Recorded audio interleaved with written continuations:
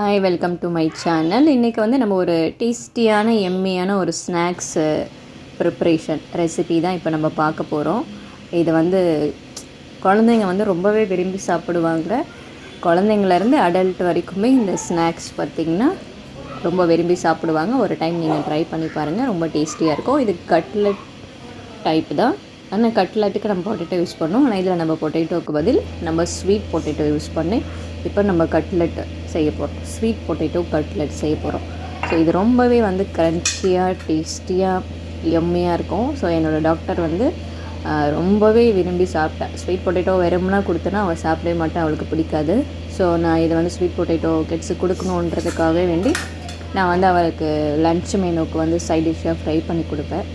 இப்போ வந்து இதை கட்லெட் மாதிரி ஸ்நாக்ஸ்க்கு நம்ம ப்ரிப்பேர் பண்ணி கொடுக்கலான்றதுக்காக நான் ஃபஸ்ட்டு ஸ்வீட் பொட்டேட்டோ வந்து பாயில் பண்ணிவிட்டு இப்போ அதோடய தோல் எல்லாம் வந்து எடுத்துடலாம். நீங்கள் தோலோடவே செய்கிறதுனாலும் செய்யலாம். ஸோ தோலோடவே சாப்பிட்டேன்னா ரொம்ப நல்லாயிருக்கும். இப்போ அதோடய ஸ்கின் எல்லாம் நான் எடுத்துட்டேன். ஸோ ஸ்வீட் பொட்டேட்டோ வந்து நம்ம இது மாதிரி நம்ம மேஷ் பண்ணிக்கலாம். நைஃப் வச்சு பாயில் பண்ணிவிட்டேன். மேஷ் பண்ணிவிட்டு ஒரு பவுல் எடுத்துக்கலாம். வந்து பச்சை பட்டாணி வேக வச்சு எடுத்துக்கிட்டேன். கரம் மசாலா 1 ஸ்பூன், 2 ஸ்பூன் வந்து குழம்பு மிளகாய் தூள் எடுத்திருக்கேன். தேவையான அளவுக்கு சால்ட் எடுத்திருக்கேன். ப்ரெட்டு வீட் ப்ரெட்டு தான் எடுத்திருக்கேன். ஸோ வீட் ப்ரெட் வந்து நம்மளுக்கு ஹெல்த்துக்கு நல்லது மைதா விட. ஸோ வீட் ப்ரெட் வந்து நம்ம மிக்ஸியில் ஒரு 4 ப்ரெட் வந்து போட்டு நம்ம கிரைண்ட் பண்ணி வச்சுட்டோம். அது வந்து ப்ரெட் க்ரம்ஸ். நம்ம இப்போ ஸ்வீட் பொட்டேட்டோ வந்து இப்போ அது நம்ம வறுத்து எடுத்துகிட்டு அதுக்கப்புறம் நம்ம வந்து ப்ரெட் க்ரம்ஸில் போட்டு இப்போ நம்ம ஃப்ரை பண்ணிக்கலாம். ஃபஸ்ட்டு வந்து இப்போ நம்ம ஆயில் 2 ஸ்பூன் வந்து ஆயில் விட்டுக்கணும். ஒரு 5 to 6 ஸ்பூன் வந்து தேவைப்படும். நான் ஃபஸ்ட்டு இதை மசாலாஸ் வந்து ஃப்ரை பண்ணுறதுக்காக வேண்டி 2 ஸ்பூன் வந்து நல்லெண்ணெய் சேர்த்துருக்கேன். ஸோ நல்லெண்ணெய் சேர்த்துட்டு அதோட குழம்பு மிளகாய்த்தூள் வந்து 3 ஸ்பூன் எடுத்திருக்கோம். 3 ஸ்பூன் குழம்பு மிளகாய்த்தூள், சால்ட்டு, கரம் மசாலா 1 ஸ்பூன் எடுத்திருக்கேன். ஸோ இதெல்லாம் போட்டு நம்ம ஆயில் ஹீட் ஆனவுடனே நம்ம இதை கொஞ்சம் வறுத்துக்கலாம். ஸோ வறுத்துக்கும் போது அந்த காரம் வந்து அந்த கொஞ்சம் வறுந்துட்டு அந்த காரம் எல்லாம் போயிடும், ரா ஸ்மெல் எல்லாம் போயிடும்.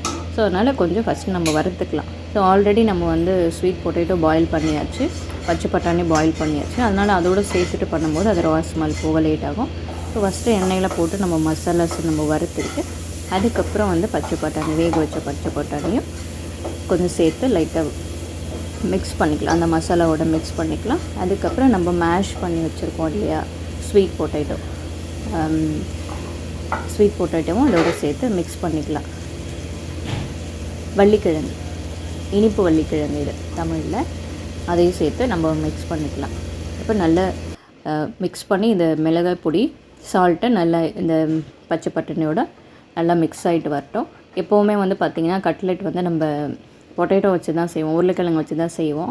ஸோ இங்கே வந்து ஸ்வீட் பொட்டேட்டோ வந்து கிட்ஸை எடுக்கவே மாட்டேங்கிறாங்க அப்படின்றதுக்காக வேண்டி நம்ம சரி என்ன செய்யலாம் அப்படின்னு திங்க் பண்ணி சரி அப்போ நம்ம கட்லெட் மாதிரி செஞ்சு கொடுத்துடலாம் அப்படின்னு சொல்லிட்டு நான் இதை ட்ரை பண்ணேன்.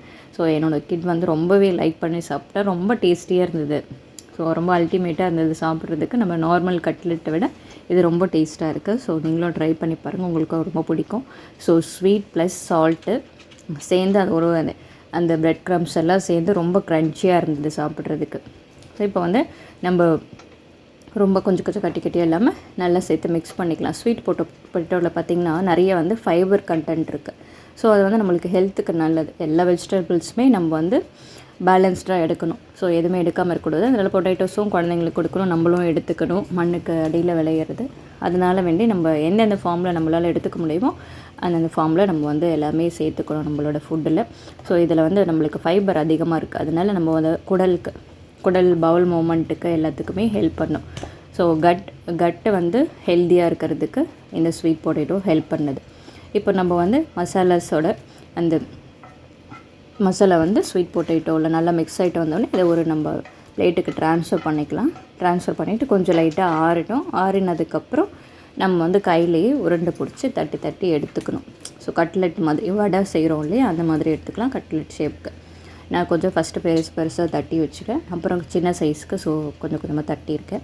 ஸோ இந்த மாதிரி நம்ம தட்டிட்டு அதுக்கப்புறம் நம்ம ப்ரெட் க்ரம்ஸில் ஒரு பவுலில் வச்சுட்டு அதுலேயே நம்ம போட்டு அதில் பரட்டி எடுத்துக்கலாம். அப்படி இல்லாட்டி ஒரு பிளேட்டில் ப்ரெட் க்ரம்ஸ் வந்து ஸ்ப்ரிங்கிள் பண்ணிவிட்டு அதில் வந்து நம்மளுக்கு ஒட்டுற அளவுக்கு வச்சு எடுத்துகிட்டு அதுக்கப்புறம் நம்ம பொரிச்சு எடுத்துக்கலாம். ஸோ இப்போ அதே பேனில் பார்த்திங்கன்னா ஒரு 3 ஸ்பூன் அளவுக்கு நல்லெண்ணெய். ஸோ நல்லெண்ணெயில் செஞ்சோன்னா டேஸ்ட் ரொம்ப நல்லாயிருக்கு. ஸோ அதனால் நான் நல்லெண்ணெய் யூஸ் பண்ணியிருக்கேன்.